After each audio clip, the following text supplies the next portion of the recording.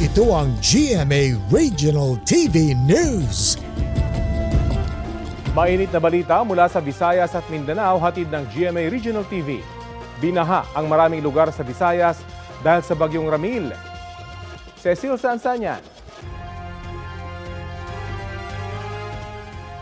Rafi, isa riyan ang lungsod ng Rojas sa Capiz na isinailalim na sa state of calamity dahil sa pagbahang dulot ng bagyong Ramil.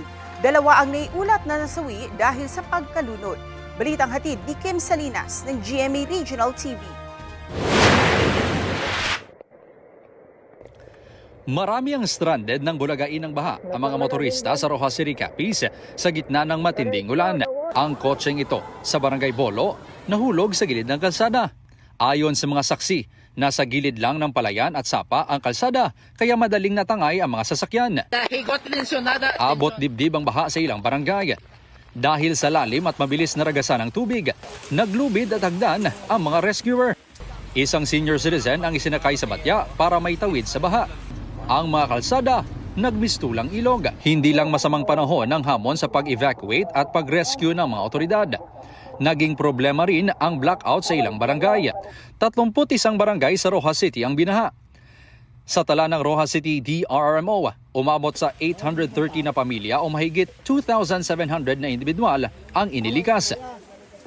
Nasawi ang isang lalaking 44 anyos matapos umanong malunod ng anuri ng baha ang sinasakyang motorsiklo. Humupa na rin ang baha na ayon sa mayor ng Rojas ay unang beses daw na ganito katindi. Almost tanan nga mga kabaranggayan, tanan nga karsada, nabaan gid.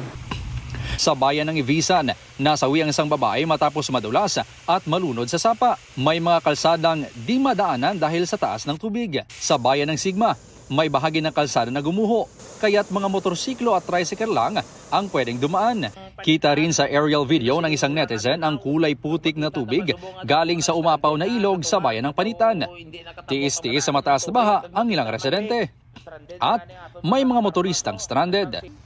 May mga stranded ding motorista sa Estancia Iloilo dahil sa baha.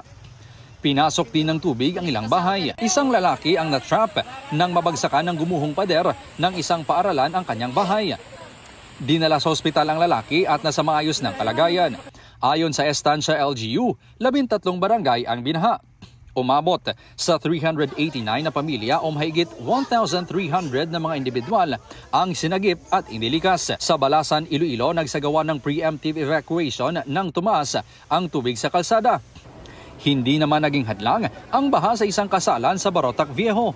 Suot ang wedding gown, pinasan ito ng isang lalaki para maitawid sa binahang overflow. Kim Salinas ng GMA Regional TV, nagbabalita para sa GMA Integrated News.